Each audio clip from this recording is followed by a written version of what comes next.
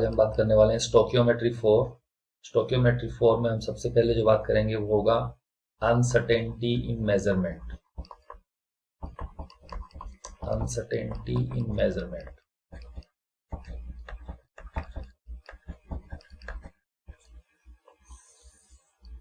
हम जब मेजरमेंट करते हैं तो हमेशा मेजरमेंट में कुछ ना कुछ अनसर्टेनिटी रहेगा। अगर हमारा इंस्ट्रूमेंट बहुत एक्यूरेट हो, हमारा मेजरमेंट का टेक्निक बहुत एक्यूरेट हो, फिर भी कुछ ना कुछ अनसर्टेनिटी हमेशा एसोसिएटेड रहेगा उस मेजरमेंट में। जैसे सपोज दो पॉइंट्स हैं जिनके बीच में कुछ डिस्टेंस है, हमको उसको मेजर करना है। सपोज ए आया और ए ने उसको मेजर किया, दैट इज वो बोला डिस्टेंस इज 4.6 किलोमीटर। बी आया, बी ने मेजर किया, उसी डिस्टेंस को बोला दिस इज 4.62 किलोमीटर। सी को बुलाया, सी ने मेजर किया, इंस्ट्रूमेंट अच्छा था उसके पास तो उसने मेजर किया 4.626 किलोमीटर। देन अगेन डी आया, डी ने मेजर किया, उसने बोला द डिस्टेंस इज 4.6268 किलोमीटर। मतलब हमारा हर टाइम के साथ जैसे हम इंस्ट्रूमेंट्स में इंप्रूवमेंट कर रहे हैं, तो हमारा यहाँ पर अगर देखें तो प्रिसीजन था डेसिमल के बाद 1 नंबर, डेसिमल के बाद 2 नंबर, 3 नंबर, 4 नंबर। तो 4 नंबर जब होता है इसका मतलब है हम इस लास्ट वाले डिजिट के बारे में श्योर नहीं है। जैसे यहाँ पर लास्ट वाला डिजिट 6 था, तो लास्ट वाले डिजिट के आगे 6 के बाद 2 आया, इस 2 के बारे में हम श्योर नहीं थे। यहाँ पर जब ये 2 आया तो हम 6 के बारे में श्योर नहीं थे क्योंकि हमारे पास इंस्ट्रूमेंट में इतना ही प्रिसीजन था। जब 6 आए तो हम 8, तो हम देखेंगे लास्ट वाला जो डिजिट है उसके बारे में हम श्योर नहीं होते। ओके, सपोज इसका ओरिजिनल जो मेजरमेंट है वो कुछ और ही हो। सपोज इसका ओरिजिनल मेजरमेंट हो 4.628 जो आया, इसका एक्यूरेट हम ले रहे हैं, देन 4962 ये कुछ हो, और भी चलेगा आगे, क्योंकि डेसिमल के बाद आप उसके 10 हिस्से उसके 10 हिस्से करते जाओगे, कोई एंड नहीं। तो हमेशा हम जितना भी प्रिसीजन वाला इंस्ट्रूमेंट लेके आएंगे, सपोज हम डेसिमल के बाद 10 डिजिट वाला प्रिसीजन भी ले आए, तो जो 10th वाला डिजिट होगा उसके लिए हम अनसर्टेन होंगे, उसका सियोरिटी पे हमको शक होगा। मतलब वो अगर सपोज वो 6 है, इसका मतलब हम जानते हैं कि उस पॉइंट पे जो 6 है और उस पॉइंट पे जो 7 है, उन दोनों में से हमको लास्ट वाला जो मेजरमेंट है 6 के ज्यादा पास लग रहा है। हमको लग रहा है कि वो 6 के ज्यादा पास में, इसीलिए हमने उसको 6 लिखा है। पर हो सकता है कि वो 6 के बाद वाला पॉइंट 2 हो, 6 के बाद वाला पॉइंट 3 हो, या 4 हो, या फिर हो सकता है 1 हो। हम उसके बारे में हम श्योर नहीं। तो इसी को हम बोलते हैं अनसर्टेनिटी इन मेजरमेंट। अनसर्टेनिटी इन मेजरमेंट हमेशा रहेगा, चाहे हमारा इंस्ट्रूमेंट कितना भी प्रिसाइज हो या फिर हम कितने भी एक्यूरेट हो। ओके, तो हमेशा अनसर्टेनिटी एसोसिएटेड रहेगी। सेकेंड चीज हम यहां बात करने वाले हैं वो हुआ scientific notation. Scientific notation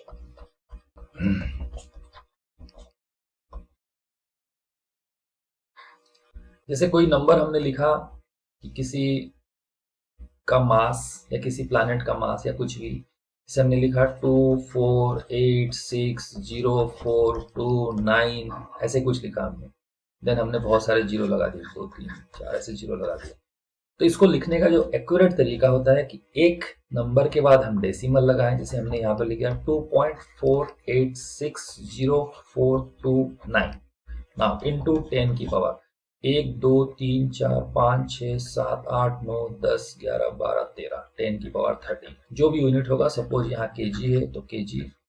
this is scientific notation. Scientific notation में हमको एक डिजिट लिखना है, उसके बाद डेसिमल लगना है, बाकी जितने सिग्निफिकेंट नंबर्स होंगे उनको लिखना है, उसको पावर में एक्सप्रेस करना है।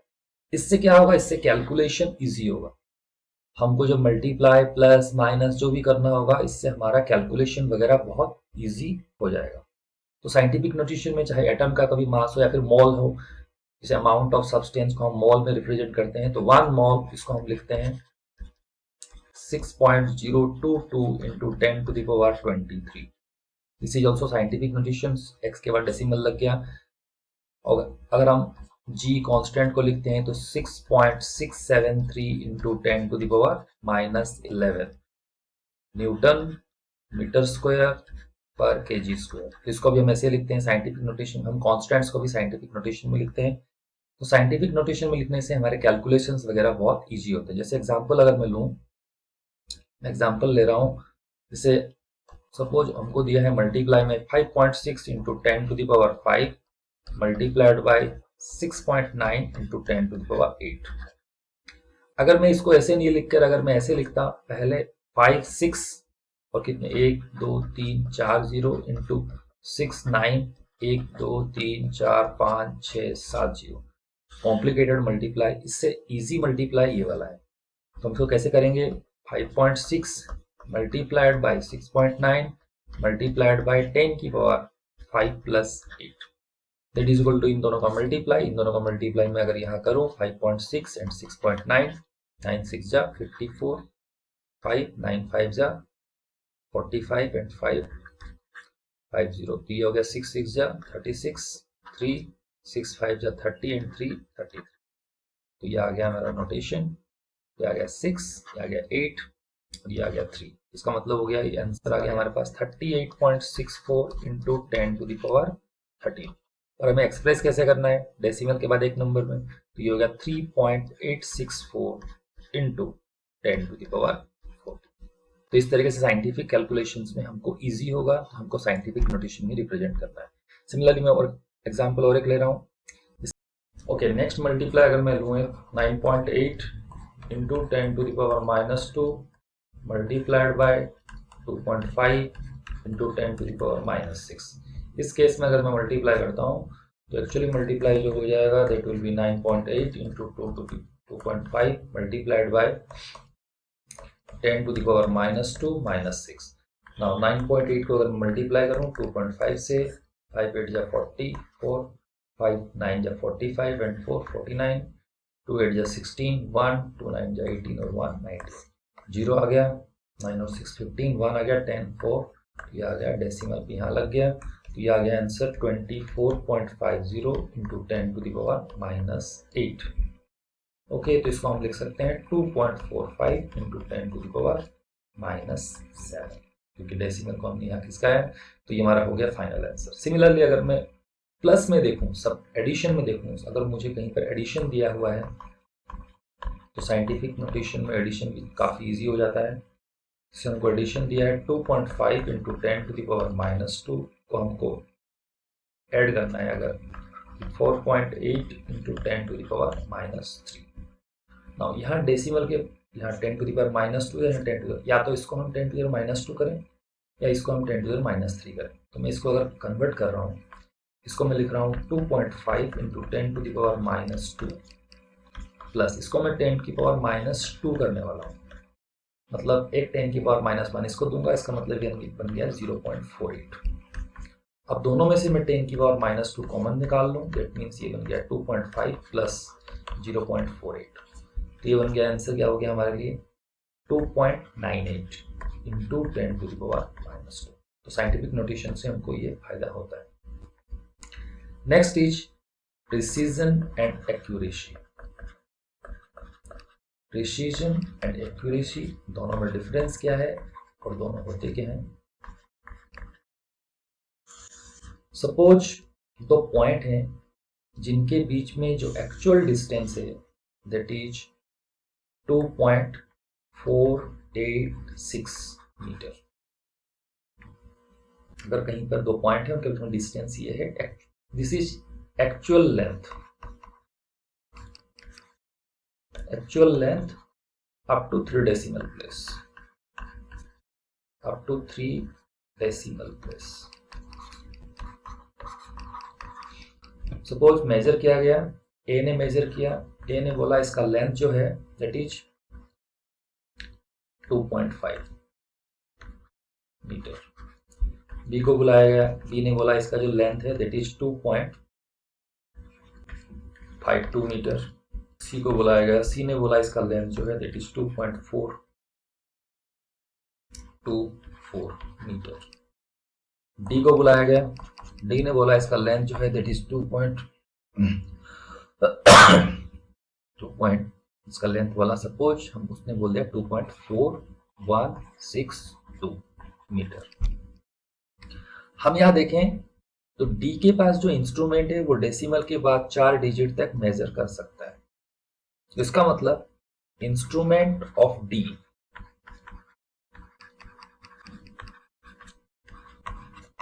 इज वेरी प्रेसाइज, मतलब उसका इंस्ट्रूमेंट बहुत एक्यूरेट है। सपोज यहां पर कोई ई आया जिसका मेजरमेंट है 2.48 या फिर इसका मेजरमेंट है 2.49 मीटर। ओके, सपोज इसका मेजरमेंट आया है 2.49 मीटर। अब देखें इन सब में मेजरमेंट में जो प्रेसिजन है that is highest for D. तो डी का प्रेसिजन हाईएस्ट है, तो प्रेसिजन का मतलब हुआ कि हम कितना रिजॉल्व कर पा रहे हैं, मतलब हमारा इंस्ट्रूमेंट कितना डेसिमल के बाद कितना, मतलब कितना बार रिजॉल्व कर पा रहा है, that is known as precision, precise है। यहां पर अगर हम एक्यूरेसी में देखें तो सबसे नियरेस्ट इसके अराउंड सबसे नियरेस्ट जो आंसर है दैट इज ई का जो आंसर है 2.49। अगर हम 2.486 को राउंड ऑफ करें that is near about 2.49 metre. That means measurement of E is most accurate। इस केस में सबसे अच्छा मेजरमेंट जो है E का है, लेकिन ये भी मेजरमेंट पूरा एक्यूरेट नहीं, क्योंकि हर मेजरमेंट में कुछ अनसर्टेनिटी रहती है। जैसे ये वाला 9 उसने लिखा है, इस 9 के बारे में वो श्योर नहीं, क्योंकि 9 एक्चुअली जो है दैट इज 86 है, इसको राउंड ऑफ किया गया है। ठीक है, तो हमेशा हमारे साथ अनसर्टेनिटी एसोसिएटेड रहेगी। हम कितना रिजॉल्व कर पाए किसी इंस्ट्रूमेंट में उससे होता है प्रिसीजन, बनता है कि हमारा इंस्ट्रूमेंट कितना प्रेसाइज है, और हम रियल आंसर के कितने पास जा पा रहे हैं दैट इज एक्यूरेसी। तो अगर हमको एक्यूरेट आंसर लाना है तो हम क्या करते हैं, मल्टीपल लेते हैं रीडिंग्स। अगर हम किसी चीज का मल्टीपल रीडिंग लेते रहें, जैसे हम किसी चीज का बहुत सारे रीडिंग्स लेंगे तो उससे क्या होगा, उससे उनका एक एवरेज निकलेगा। तो इन साइंटिफिक और laboratory research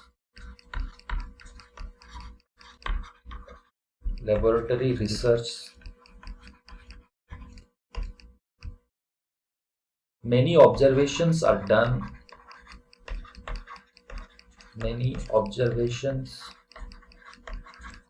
done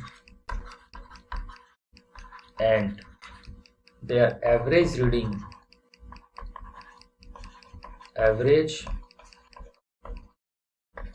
reading is taken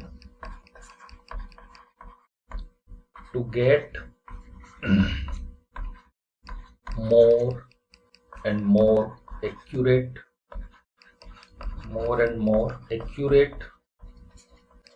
measurement.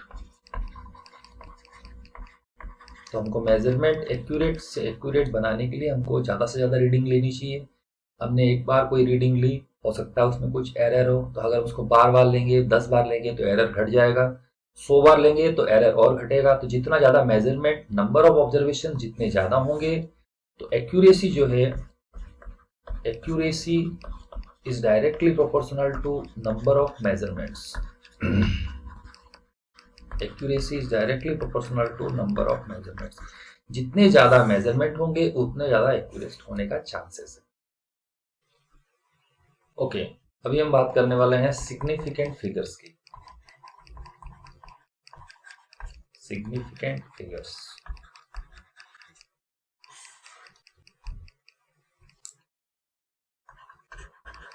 the meaningful digits in a measurement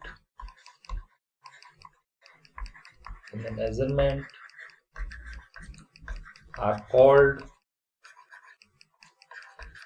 significant figures।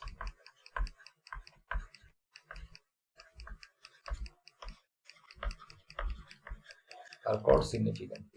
जैसे सपोज कहीं पर लिख दिया 11.2 मीटर, तो इसका मतलब है 11 के लिए हम सर्टेन है। जो 0.2 है वो 0.2, 0.1 से लेकर 0.3 के बीच में कुछ भी हो सकता है, मतलब उसके लिए हम अनसर्टेन है। लेकिन significant figures is total number of certain digits plus the uncertain digit. तो यहाँ पर सिग्निफिकेंट फिगर कितने हो गए? Significant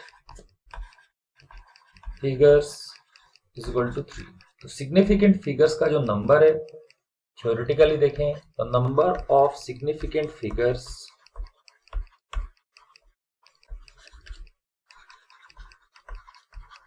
is equal to number of certain digit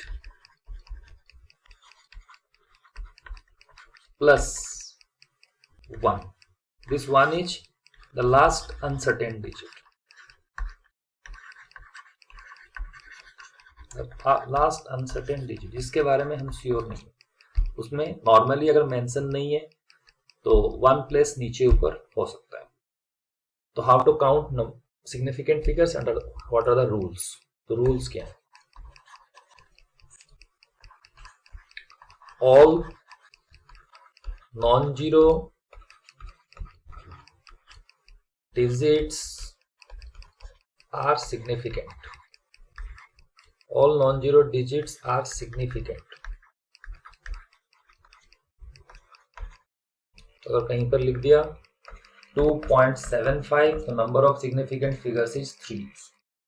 अगर कहीं पर लिख दिया 22.824 तो सिग्निफिकेंट नंबर हो गए 5। तो सिग्निफिकेंट नंबर जो होते हैं वो सब नॉन जीरो डिजिट्स को हम काउंट करेंगे। Number 2, if any zero is in between non-zeros,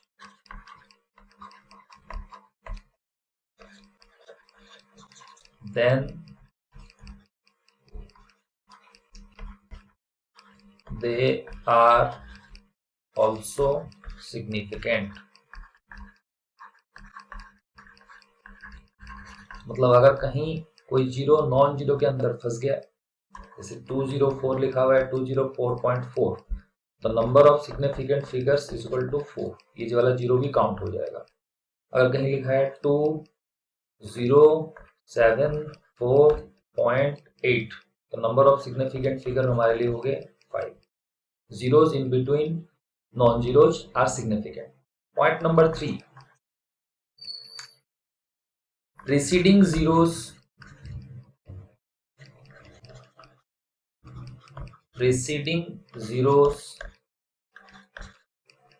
are not significant.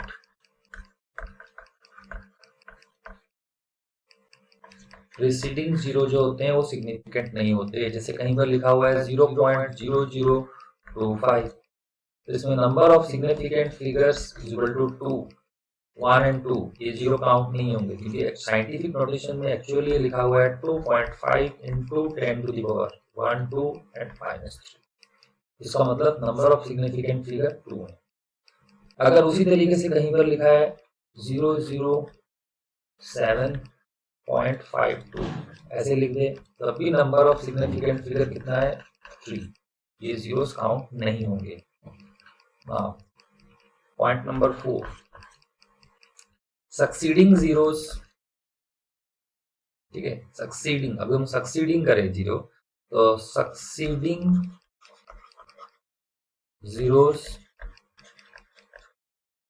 are significant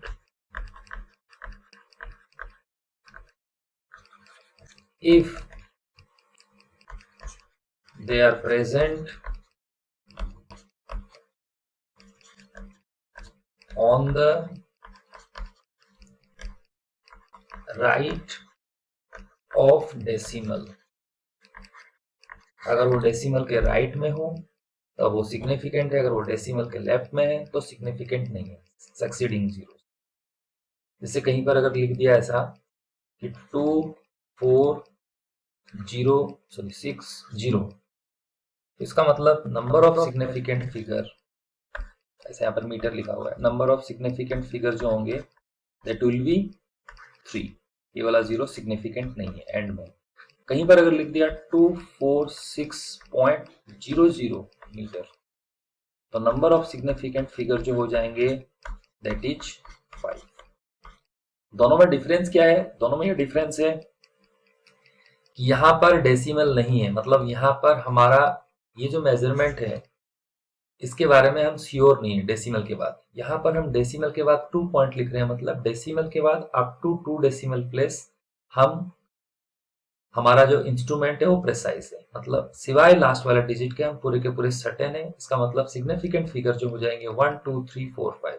simple अगर हम सोचें तो सक्सीडिंग 0 अगर 0 लास्ट एंड में हो, अगर वो 0 डेसिमल के बाद है उनको हम काउंट करेंगे, अगर वो 0 डेसिमल के पहले है यहाँ पर जैसे है डेसिमल के लेफ्ट में है, दैट मीन्स उनको हम काउंट नहीं करेंगे।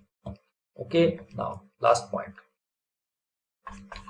Counting and measurement. दोनों चीजें अलग अलग होती हैं।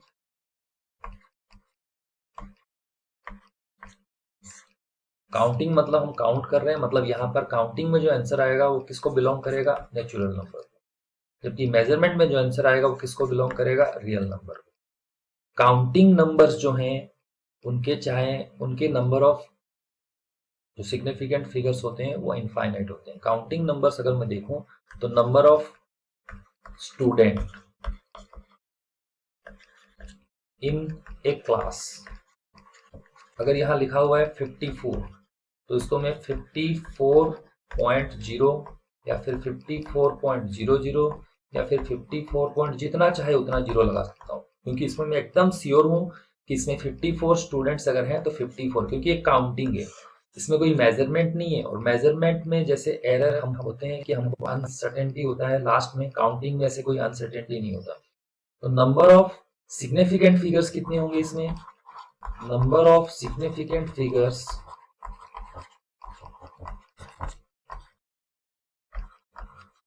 Is equal to infinite. इतना आप जोड़ सकते हैं। मेजरमेंट में रूल वो है कि डेसिमल के बाद अगर 0 है तो काउंट होंगे, डेसिमल के पहले अगर हैं तो काउंट नहीं होंगे, और अगर 0 प्रीसीडिंग में स्टार्टिंग में हो तो काउंट नहीं होंगे। सिमिलरली अगर 0 कहीं बीच में है तो काउंट होंगे। These are the requirements and rules for significant figures. Okay, recap करते हैं। नॉन जीरो डिजिट्स सिग्निफिकेंट होते हैं, कोई जीरो अगर दो नॉन जीरो डिजिट के बीच में हो तो वो सिग्निफिकेंट होगा। प्रीसीडिंग जीरो जो होते हैं चाहे वो डेसिमल के पहले हो या डेसिमल के बाद में हो वो सिग्निफिकेंट नहीं होते। प्रीसीडिंग नॉन जीरो से पहले जो होंगे। सक्सीडिंग जीरो तब सिग्निफिकेंट होंगे जब वो डेसिमल के राइट में होंगे, लेफ्ट में होंगे तो सिग्निफिकेंट नहीं होंगे। काउंटिंग नंबर्स में नंबर ऑफ सिग्निफिकेंट फिगर्स हमेशा इनफाइनाइट होते हैं। Okay, now addition significant figures का कैसे करेंगे उनके बारे में हम बात करते हैं। एडिशन के बारे में अगर हम बात करें सिग्निफिकेंट फिगर्स का, सपोज हमको कुछ सिग्निफिकेंट फिगर दिए हैं, उनको ऐड करना है या सब्ट्रैक्ट करना है। During addition and subtraction, during addition और सब्ट्रैक्शन जो रूल है, the final result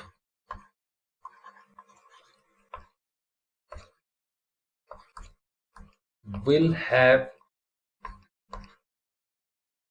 as much significant figures as the components with least significant figure. तो अगर हम तीन चीजों को ऐड कर रहे हैं, फाइनल रिजल्ट में उतने ही सिग्निफिकेंट फिगर होंगे, तीनों में से सबसे कम सिग्निफिकेंट नंबर जिसके पास होंगे उसका सिग्निफिकेंट नंबर जितने होंगे फाइनल रिजल्ट में भी उतने होंगे। जैसे मैं एग्जांपल ले रहा हूं, अगर मुझको ऐड करना पड़ रहा है सपोज 11.12 और दूसरा ऐड करना पड़ रहा है मुझे 18.0 और तीसरा ऐड करना पड़ रहा है 1.012, तीनों को ऐड करूंगा तो यहां मैंने ऐड किया तो यहां लिखा 2, यहां जब ऐड करूंगा तो ये हो गया 3, ये हो गया 1, यहाँ डेसिमल लग गया 8 9 10। 0, तो यह हमारे लिए आ गया 30.132। यहाँ नंबर ऑफ सिग्निफिकेंट फिगर जो है वो 4 है, यहाँ नंबर ऑफ सिग्निफिकेंट फिगर जो है वो 3 है, यहाँ नंबर ऑफ सिग्निफिकेंट फिगर जो है 4 है। तो सबसे कम सिग्निफिकेंट फिगर यहाँ है 3, तो फाइनल रिजल्ट में भी सिग्निफिकेंट फिगर 3 ही होने चाहिए। इसका मतलब final answer will be 30.1 answer. During subtraction और एडिशन यही रूल है। तो हम 3, 4, 5 को जब भी ऐड करेंगे, फाइनल रिजल्ट में सबसे list number of significant figures जितने होंगे किसी कंपोनेंट में उतने ही होने चाहिए। मल्टीप्लिकेशन में क्या है, ड्यूरिंग मल्टीप्लिकेशन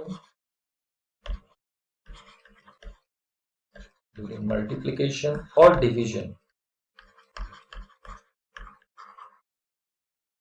मल्टीप्लिकेशन और डिवीजन में जो रूल है उसके लिए हम बात करें, तो नंबर ऑफ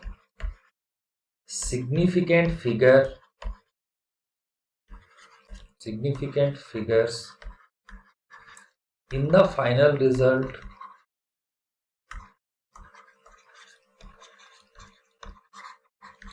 will have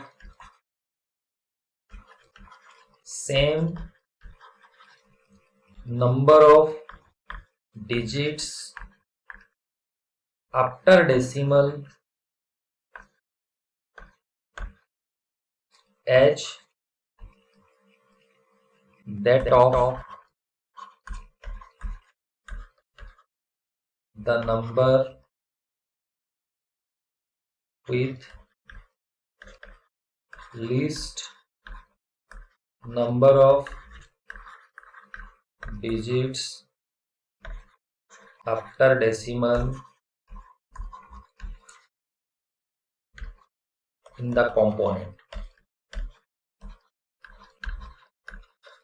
जैसे अगर मैं मल्टीप्लाई कर रहा हूँ, सपोज मुझे मल्टीप्लाई करना पड़ रहा है 2.5 इंटू 1.125, तो जो आंसर आया मेरे लिए वो आंसर आया 3.125। यहाँ डेसिमल के बाद एक नंबर है, यहाँ डेसिमल के बाद 3 नंबर है, तो हमारा जो आंसर होगा फाइनल आंसर उसमें भी डेसिमल के बाद एक ही नंबर होना चाहिए। इसका मतलब आंसर हो गया 3.1। Number of significant figures in the final result will have same number of digits after decimal as that of the number with least number of digits after decimal। least number of digits after decimal in the component। इस component में अगर हम देखें तो यहाँ decimal में 3 number है, यहाँ डेसिमल में 1 नंबर है, तो इसका आंसर जो होगा 3। अगर मुझे मल्टीप्लाई करना पड़ता 2.5 इंटू सपोज कहीं पर देता 1.12 और कहीं पर देता 2। देखें तो यहाँ 1 है, यहाँ 2 है और यहाँ है ही नहीं डेसिमल के बाद नंबर, तो मैं मल्टीप्लाई कर रहा हूँ 2.5 इंटू 2 तो हो गया 5। ना 1.12 इंटू 5 उसका आंसर हो गया 5.60। तो फाइनल आंसर जो आ रहा है वो आ रहा है 5.60, लेकिन मुझे 5.60, लेकिन मुझे क्योंकि डेसिमल के बाद यहाँ है एक नंबर है, यहाँ 2 नंबर है और यहाँ नंबर है ही नहीं, तो मुझे इसको राउंड ऑफ करना पड़ेगा। डेसिमल के बाद नंबर नहीं है, क्योंकि ये 6 है मतलब मैं इंक्रीज करूंगा तो आंसर विल बी 6। मल्टीप्लिकेशन वगैरह के ये रूल है। Okay, next is rules for rounding off. Rules for rounding off.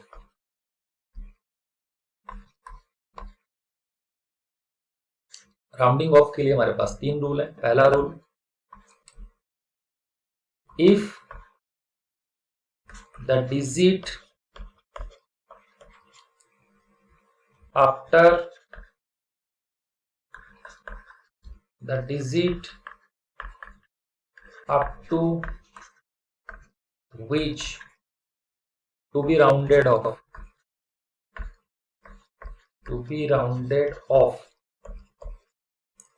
each, जिस डिजिट को हम राउंड ऑफ करेंगे, जहां तक राउंड ऑफ करेंगे उसके जस्ट नेक्स्ट वाला डिजिट हमको देखना है। If the digit after the digit up to which is to be rounded off, यहां पर पॉइंट नंबर 1 लिख रहा हूं, इज 1, 2, 3 और 4, देन जस्ट ड्रॉप इट, आप उसको ड्रॉप कर दो, कोई टेंशन नहीं। जैसे सपोज आपको राउंडिंग ऑफ करना है 2.46, ऐसे को राउंड ऑफ करना है, बोला है राउंड ऑफ, सपोज मैं यहां लिख दूं 2 और यहां मैंने लिख दिया, ठीक है, राउंड ऑफ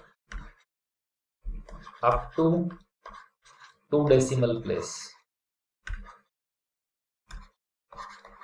तो मुझे राउंड ऑफ करना है यहां तक 2 डेसिमल प्लेस, तो मैं इस तीसरे वाले उसके बाद वाले को देखूंगा। उसके बाद वाला अगर 1 2 3 4 हो, उसका जो राउंडिंग ऑफ होगा दैट विल बी 4.6, 2.46। जस्ट इसको ड्रॉप करना है और कुछ रूल नहीं। ओके, ऐसा हम क्यों कर रहे हैं? इसका मतलब है जो नंबर आ रहा है हमारे पास वो आ रहा है 2.46, मैं यहां लिख रहा हूं और यहां पर मैं लिख रहा हूं 2.47। एक्चुअल में यहां 10 डिविजन से, ऐसे डिविजन से मैं अगर देखूं तो दिस इज 2.461, 2.462, 2.463, तो हमारा नंबर यहां था 2.462, 2.464, 2.465, 2.466, 2.467, 2.468, 2.469, 2.470। क्योंकि हमारा नंबर यहाँ था, हम राउंडिंग अप करेंगे किसके ज्यादा पास में था, इसके कि इस वाले के ज्यादा पास में था इसके, इसीलिए राउंडिंग ऑफ में आंसर हमारा आता है 2.46। नाउ अगर वही नंबर, वही लास्ट वाला नंबर जिसे हमने लिखा ऑफ ईच, अगर ये नंबर 6 है, 7 है, 8 है, 9 है, देन ड्रॉप द नंबर, उस नंबर को ड्रॉप करो आप, drop the number and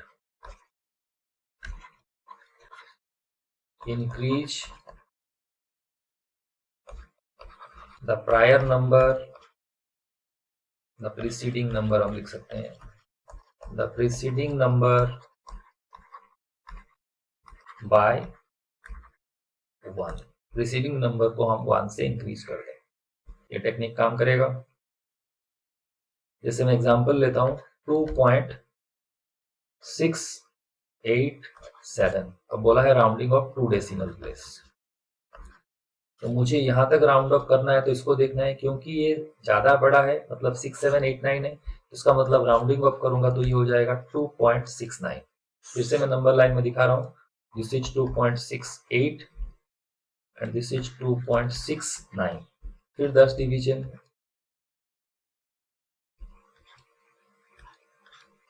now 2.681, 682, 683, 684, 685, 686, 687, तो दिस इज our value 2.8687, 2.688, 689।